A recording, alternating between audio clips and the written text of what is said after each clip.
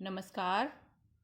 कक्षा 9th के lesson उत्तक में हम आगे बढ़ते हैं और जानते हैं स्थायी उत्तक के बारे में। कल हमने जाना था विभजोतक उत्तक के बारे में, जिसकी कोशिकाएं लगातार विभाजित होती रहती हैं। लेकिन बनी हुई कोशिकाओं का क्या होता है? ये एक विशिष्ट कार्य करती हैं। ये विभाजन की शक्ति को खो देती हैं, जिसके फलस्वरूप स्थायी उत्तक का निर्माण होता है। यानी स्थायी उत्तक विभजोतक उत्तक से ही बनता है।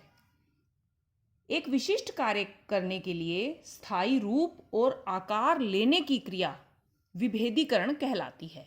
विभजोतक उत्तक से जो कोशिकाएं बनती हैं, वे जब विशिष्ट कार्य करने के लिए स्थायी रूप ले लेती हैं तो स्थायी उत्तक में बदल जाती हैं। अब जो स्थायी उत्तक हैं वो सरल प्रकार के भी हैं और जटिल प्रकार के। सरल प्रकार के जो स्थायी उत्तक हैं वे 3 प्रकार के हैं: पेरेन्काइमा, कोलेन्काइमा और स्क्लेरेन्काइमा। पेरेन्काइमा को मृदु उत्तक कहते हैं।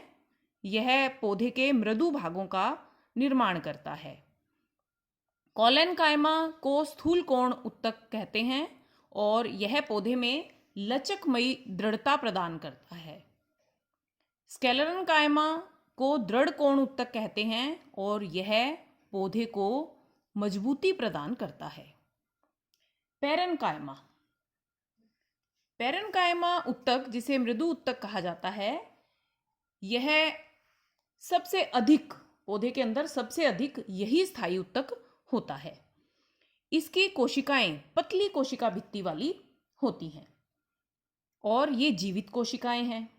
हमने पिछले वीडियो में जाना था कि पौधे में बहुत सी कोशिकाएं, बहुत सा उत्तक मृत उत्तक के रूप में होता है, क्योंकि पौधे को बहुत मजबूती से खड़े रहना पड़ता है। लेकिन पेरेन्काइमा ऐसा उत्तक है जिसकी कोशिकाएं जीवित होती हैं। इन कोशिकाओं में अंतराकोशिक स्थान होते हैं। आप देखिए कोशिकाएं, ये जटिलता से आसपास नहीं जुड़ी हैं, इनके बीच बीच में अंतराकोशिक स्थल हैं और इन कोशिकाओं में भोजन का भंडारण किया जाता है। ये इसकी मुख्य विशेषताएं हैं। अब जो पेरेन्काइमा या मृदु उत्तक है, इसके कुछ कोशिकाओं में पर्णहरित पाया जाता है। ऐसे पेरेन्काइमा को क्लोरेन्काइमा कहा जाता है या हरित उत्तक कहा जाता है।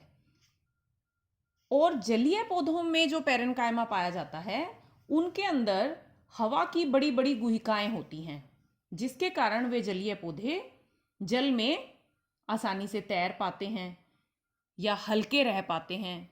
ऐसा पेरेन्काइमा या मृदु उत्तक एरेन्काइमा या वायु उत्तक कहलाता है। जैसे आपने जलकुंभी देखी होगी, जो रुके हुए जल स्रोतों में काफ़ी मात्रा में दिखाई देती है, उसके अंदर एरेन्काइमा पाया जाता है।